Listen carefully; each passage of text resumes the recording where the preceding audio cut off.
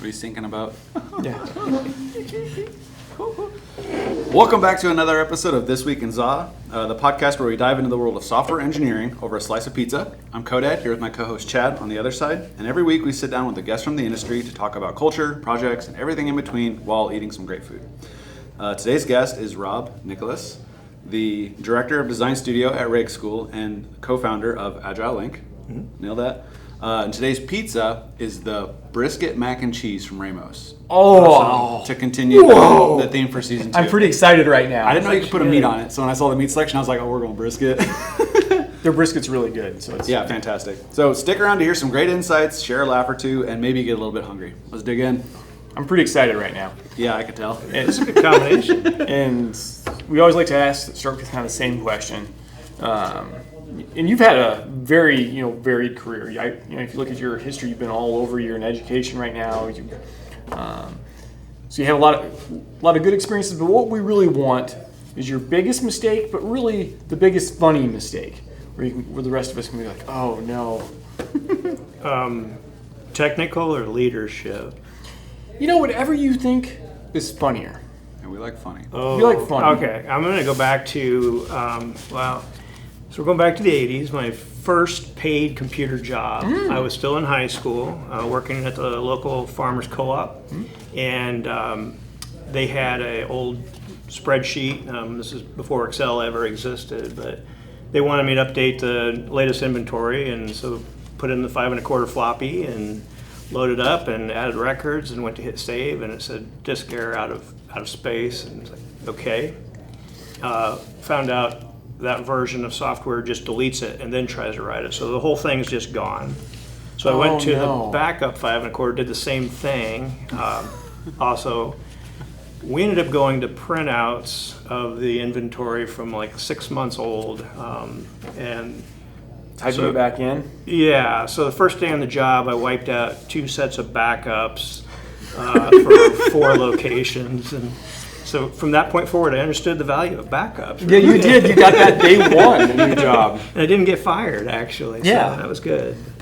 Wow, that's quite the first day. What was the software? Do you remember the name of it? That was Lotus Symphony, which was Lotus 1, 2, 3 plus a word processing tool. So That's kind of wild to just be like, yeah, we're going to blank it out and rewrite it, but I guess. What else do you do? It's like there's no hard drives. So Yeah. that's all you had. So. Wow, that's wild. So let's get into the pizza review. Yep. Yeah. So I don't know if you gave it a try yet, but we usually make the guests give their review first. So we've got a scale of 1 to 10. 1 and 2 being kind of I don't like this, I don't want to finish it. 3 to 5 is, it's pizza, it's still good. 6 to 7, 8 is usually when you get into this pretty good, borderline great. And then the 9s and the 10s is the kind of, I'm not going to leave any leftovers, I'm going to keep eating until I hate myself area. You can go into decimal if you want. Some of us like decimal places, some of us don't. I would give this one probably about a 7. Low 7, but a 7. Okay. I like the leathery texture of the cheese. I think you can do a little bit more smoked in the brisket, but Yeah. I like the mac and cheese. It blends well. Almost tastes like some egg in it too, but Yeah, It's kind of a breakfasty pizza kind of I taste. agree. I It'd think be good cold or hot. when you first opened this, I actually didn't know what it was right off the bat. I was like, what is that? Because it did have kind of like the cheese looked different, Yeah. which I think is that breakfast vibes. I agree. I'd say it actually has a 6 right on the side of the box here, and so that's my brain maybe was preemptively drawn to the 6 score. It has a really good flavor. Maybe I'll get some better pieces later that have a little more brisket. Mm-hmm. If it had more brisket flavor in it, it maybe could be higher. Sure. What about you? So it's very good. It's not their worst pie. Oh. I think it's kind of in the middle Yeah. of their pies. In case you didn't know, we're eating through the entire menu at Ramos. Got it. So we've only got a couple left, so we're near the end. But it could use more brisket, I agree. Or the brisket could be punchier or smokier. It could be maybe a little bit spicy. Mm-hmm. Would help it out a lot. This is the first pie I'm going to say wouldn't be better with cream cheese. So I think if you put jalapenos on there, it goes up an entire point or so for me. Actually, I'd agree. Jalapenos might give it just a little more flavor. Yeah. It needs. Maybe even just a little bit of bacon or something there. Get something a little extra smokier with the brisket. So I'm probably gonna go a 7.7. Still very good. Not bad by any means. Nope. But just needs a little tiny bit extra somehow. So you're on the verge of eating this till death. Yeah. Wow. I mean, it's still good. It's a Yeah, good Rainbow yeah. pizza. The crust Yeah. and cheese and everything. They always is have amazing amazing as crust. usual. Yeah. This is one of their Alfredo sauce pizzas. So I don't know if this would be any different with marinara instead of Alfredo. But just needs a little more. It's almost right there. I'd get it again. Yeah. And what is your favorite pizza to get if you're gonna go get a pizza? Would tend to be combinations, either like a meat lovers or veggie meat combo. Live up in north part of town, so a couple of places we get Isles.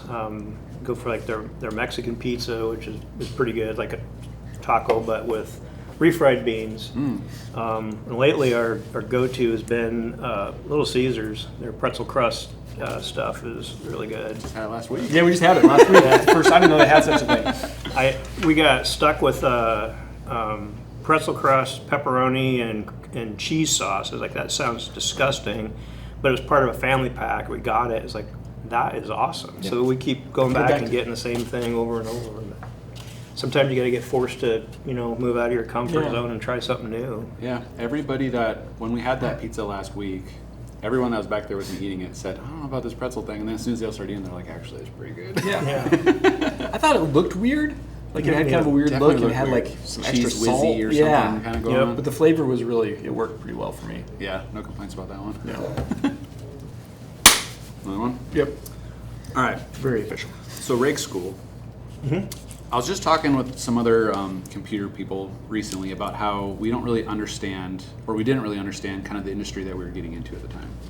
So from your experience of working with those students, I'm assuming that you've heard lots of like, oh, I didn't think it was going to be like that, or I don't know what it's like, or coming into it just saying, well, I like computers, or I like video games, and I want to do some of that stuff. Yeah. Are there any like big aha moments that you've seen, or stories about those aha moments you've shared about the way our industry kind of actually acts? I think it's interesting. I teach the capstone class, so we work with industry partners, and they have projects they bring. There's also some projects that are student-led, so they come up with their own idea, go through a pitch competition, get some funding, and develop something that. What's kind of interesting is, to that point, a lot of the students have been really good academically. Of course, they're honor students; they do great. They've been on internships and they've knocked it out of the park. But I always tell them an internship is still kind of a sales process. You're being recruited and wooed. When you get to this, all of a sudden you're going to fail sometimes. You're going to fail a little bit. You're going to go down a path you think is the right thing. You're going to get the first Azure bill and you go, that was a stupid idea, what do we do? Or you're going to find out there is no answer. Sometimes it's just a problem that is always a problem. What do you do? And so it's kind of helping them think through that, oh, okay, this is not about just learning how to be a better programmer. This is learning how to solve a real world problem with the tools that I have at my disposal, which are software, programming, most importantly, my own keen insights, my brain. So just kind of teach them that's really what software development is. Oh yeah, and meetings and email, that too. Yeah. But, So. Probably haven't done as much of those going into it. Yeah. I don't teach that, so yeah. Estimation. That's interesting you bring up the puzzle thing. In some meetings, there's always a few people that say, I'm going to let the smart people talk, and they usually talk about me and one of the designers. And I started saying, I don't know if I'm smart, I just like doing puzzles more than everybody else. Because I like to fail at the puzzle and keep failing until I actually solve it. So I don't think I'm smarter than anybody in those meetings, but I think I like to just stick with puzzles longer. So Yep. maybe that puzzle approach is the big thing that we need to talk to young people about more. I think you're right. It's the fact that you just need to try, and if you're going to get it, you're going to get it. But if you don't try, you won't get it for sure. And if you don't get it, you might get the next one. So how do you just keep working that process? There's no such thing as really fail. It's just like, well, let's try the next thing. What do we, are we done with this one? If it worked, great. If it didn't, that's fine too. But Yeah. how do you know that, Yeah. that you're done and keep moving? You don't fail till you quit trying. Yeah. Yeah. Yep. Do you have an approach, an educational approach on how to like make them fail and make them kind of experience that leading up to it, or is that just kind of a That is probably one of the big advantages of kiddo Design by kiddo. Studio, though, because education is often about give some problem success. Design Studio, there is the distinct possibility of failure, and a Yep. decent possibility. They're set up to have to struggle. Yeah, I mean, a lot of different ways. You might say, like, we found a way that this will all work. We have 2 sets of data, and this has like 80% of what we need. This has either 20. So we connect that, we're done. And then you find out there is no way to connect those. The only way that's ever been connected is Betty in accounting copy stuff from this Excel file to this Excel file once a month, and now it works. That doesn't work in the real world. So, there is going to be some of those things where it always looks great on paper. We work with our sponsors to kind of make sure they're set up for, this is not about just writing software for you, this is about teaching students. So they'll come with a problem, for the kids, for the students, but then they're also taught, hey, these are where you need to think about, where can you pivot? Where's a stretch goal, or where do you need to, scope reduce a little bit and kind of figure some of that out. So they're there to, help these students succeed as well. Yeah, that's really helpful. Yeah. It's not 100%. Not everything works. Sometimes, projects get done in a semester that you thought were going to take a year, and sometimes they take 3 years. So it's just you can't always be accurate with your estimates. So. Yeah, I always joke the things developers hate most is meetings and estimates.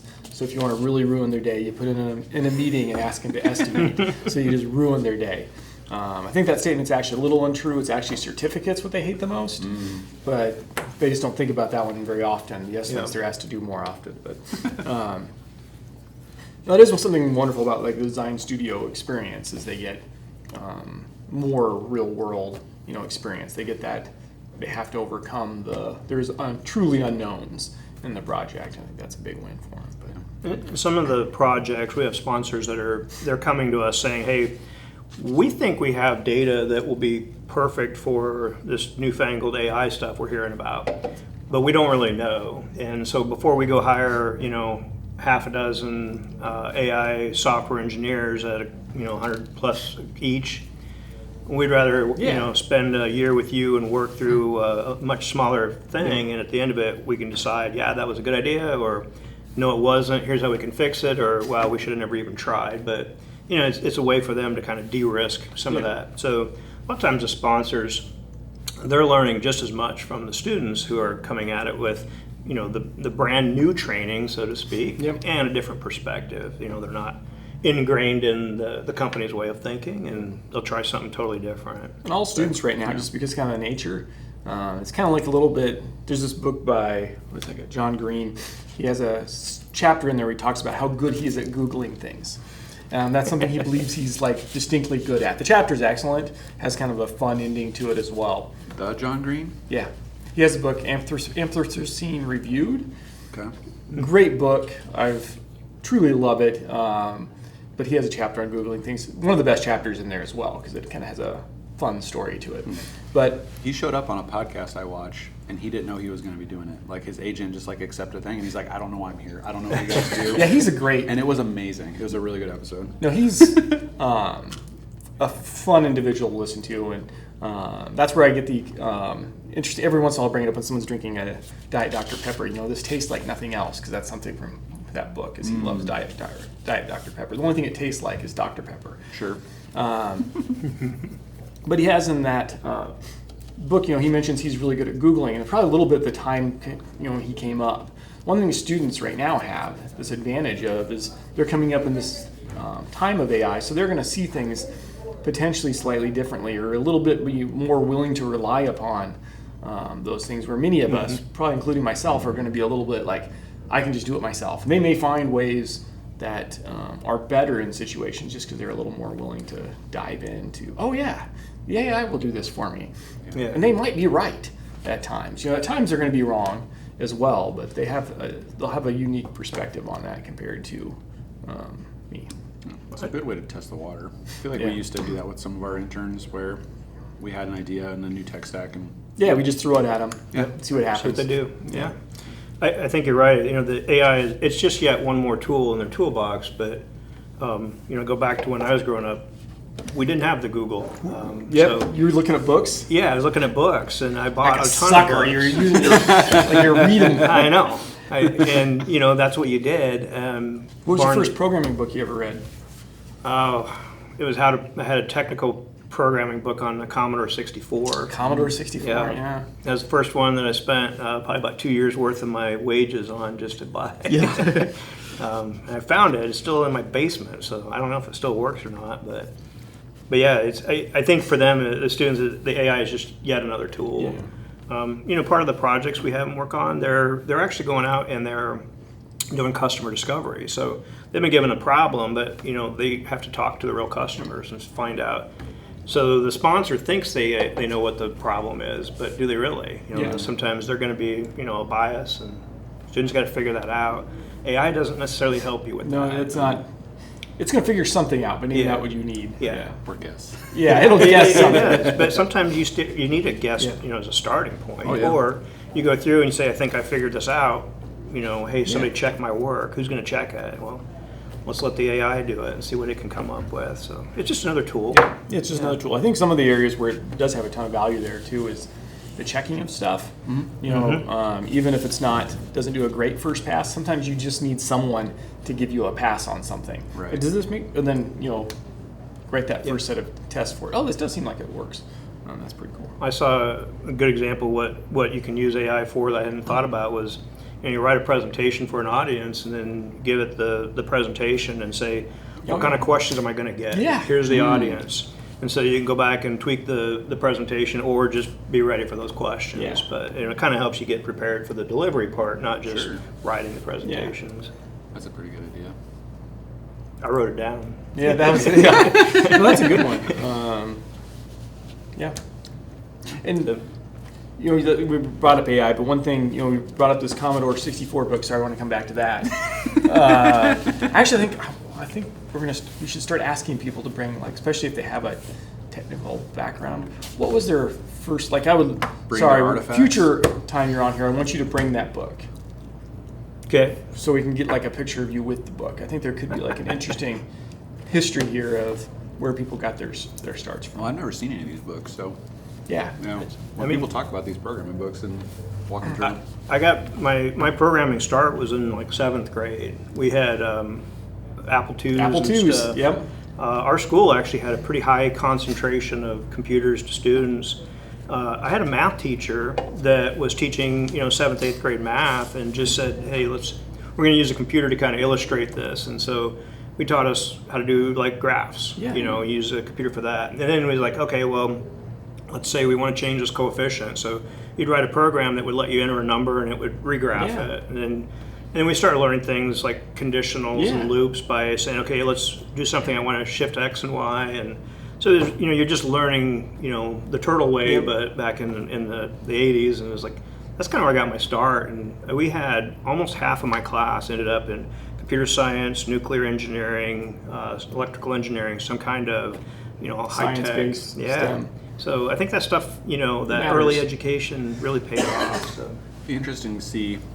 I'm sure that some of those teachers at some point stopped and looked back to see where everybody ended up. They had to feel pretty good, right? Yeah, but then I also wonder, where did that person learn it? Was it just a hobby for them, or did they see somebody else do it? And it'd be with fun to their kind of trace origin. that back up to because I had a science teacher too that got me into computers when I Yeah. didn't think I would like it, but he's just try this thing, and you goof around for a while, and you're that's actually kind of cool. Yeah. But who taught him?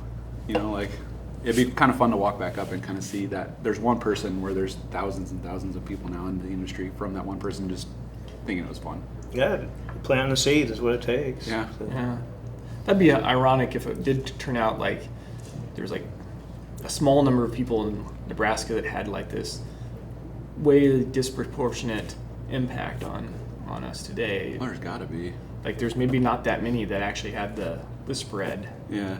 That's a good also research piece. We need to name some of these people. That could be a dedicated podcast. That's a whole different podcast of tracking Yeah. back and Like researching back, Yeah. diving into Ancestry.com. it. Yeah, basically stalking our former teachers. Stalking. I think there's also, the adoption of computers was probably people thinking, hey, I'm lazy, and there's something else that could just do this for me. I don't want to have to do it, or I'm not good at doing it repeatably. So how can I get something that can do it better and faster, whatever? I keep getting asked the same question over. I'm tired of it.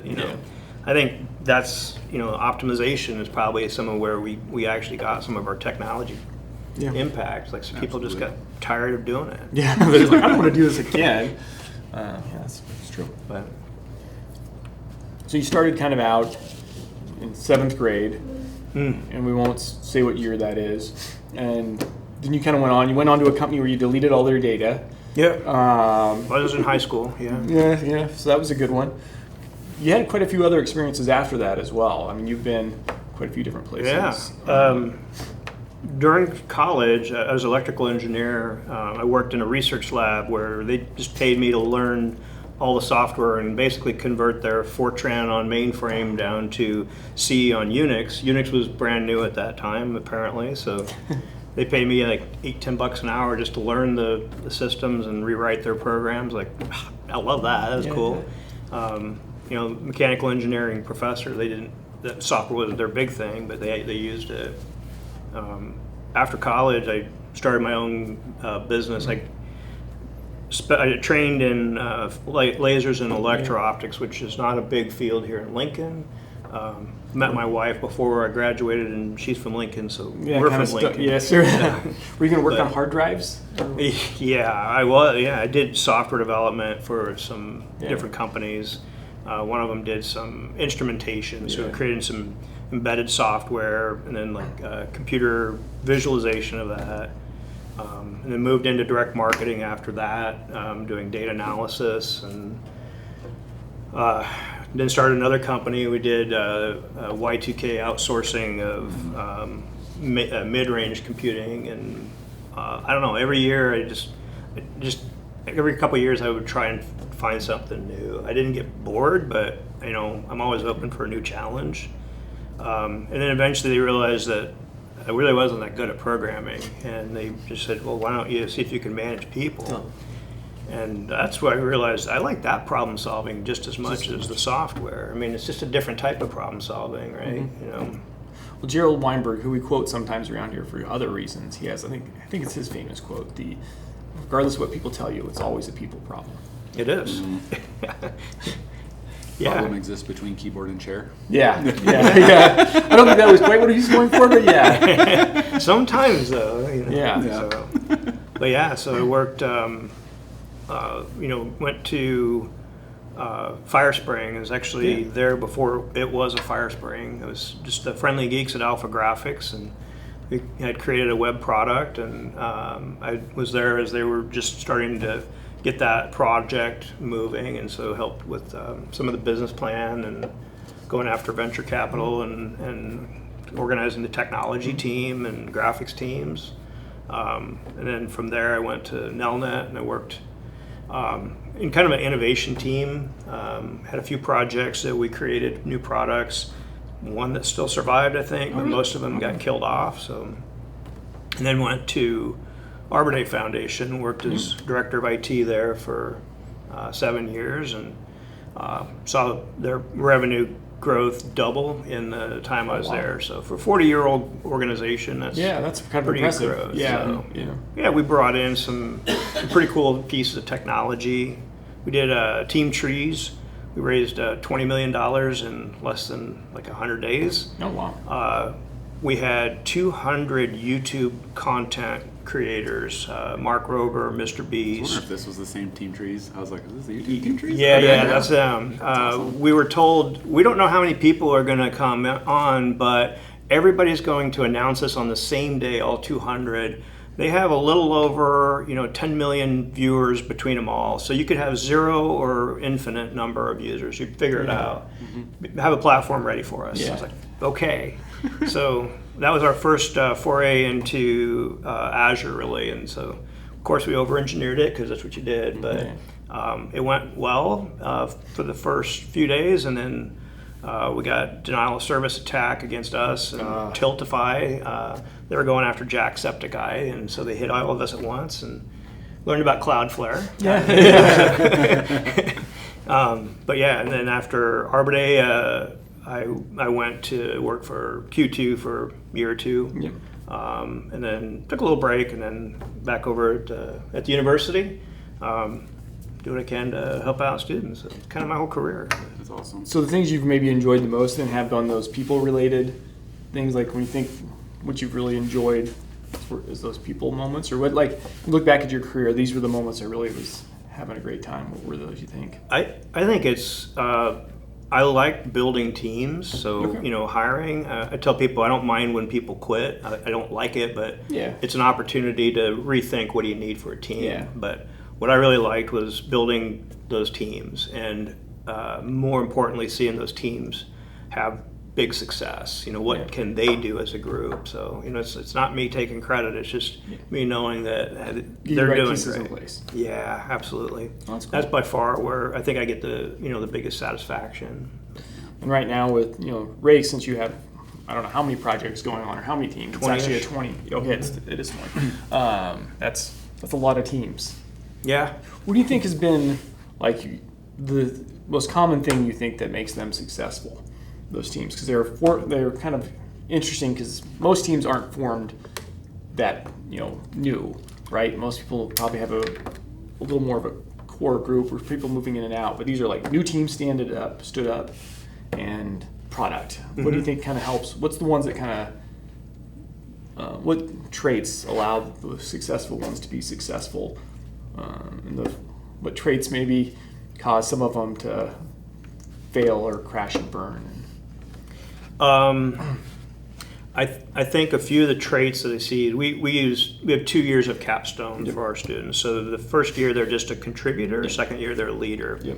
I think the teams that do well are the ones where that leader understands their role isn't to be a super coder, it's to be a super uniter. And so they figure out what leadership really means and what it means to step from your technical role primarily to leadership role primarily. The other one, and so they're bringing the whole power of that team together. They're asking everybody, what can you do? How are you helping? What's your question? What are you thinking? I think the teams also that can put their ego aside and say, you know what, I know I'm an honor student. I know I've done A work, but this is a problem domain I don't know anything about. So how can I ask questions? How can I ask the sponsor, what are you thinking? Or what do you think about this? Or how can you be courageous and say, I've got an idea that's not what you're thinking. Can we talk about this? And so I think it's just kind of having that bravery without the ego, and understanding that you're working as a team, not one student by themselves trying to get a grade. Yeah, sure. Well, that is the one thing you're getting from that as well as software development's a team sport. It rarely is played by a lone person in a basement building something. It's almost always a team to build anything the size that we need at this point. So anything great is So you kind of have to have those skills, and it is hard for I think people that are really good at the development to step back maybe a little bit, because that's a little bit what they probably love. So I could see that. I'm not surprised at all by the answer about willing to ask questions. Yeah. That I think we see ourselves as how long are they willing to beat their head at the wall before they admit, hey, I don't know this. Yep. That can be a hard one. Yeah.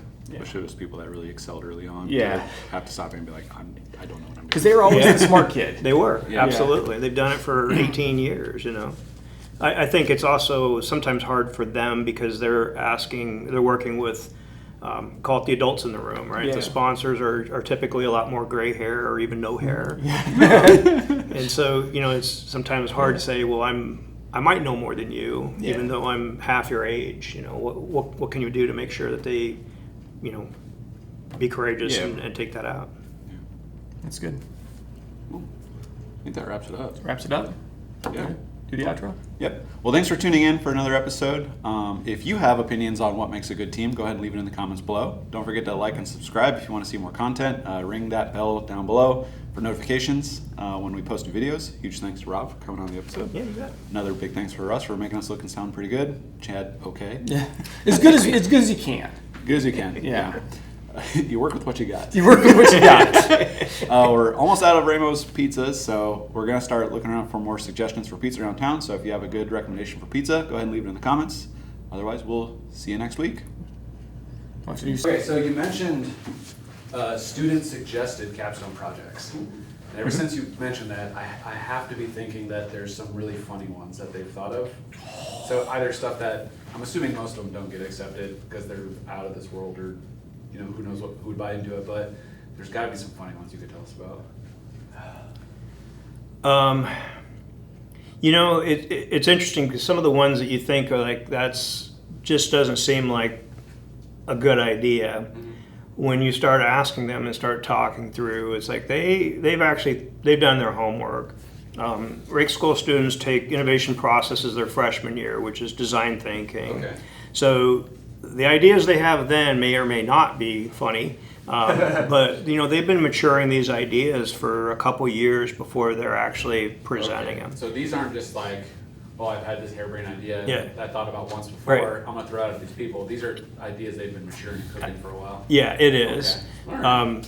Our model now is we work with Invest Nebraska and their matching partners. So it's actually a true business. They'll go through entity formation, bank accounts, attorneys, tax, whatever, and then they've got some investors as they start their business. So they're building not only the product, from the technology, but building the business as they're going out and selling it.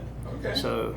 Well, in that case, are there any successful ones that I would know about that started in that process? Yeah, one of them's a company called Dyslexico. Okay. They are, short answer is they're Grammarly for dyslexics. Okay. So Grammarly works great if you already know the words and they can help you better. But if you use the wrong tense or you reorganize words or letters, it's not that great. So they created an AI-based product that will basically help dyslexics with that. It's being put into educational systems, so it can not only help the students, but it can also help instructors say, this student has these types of things, and here's how they're improving. That's really cool. That's a good idea.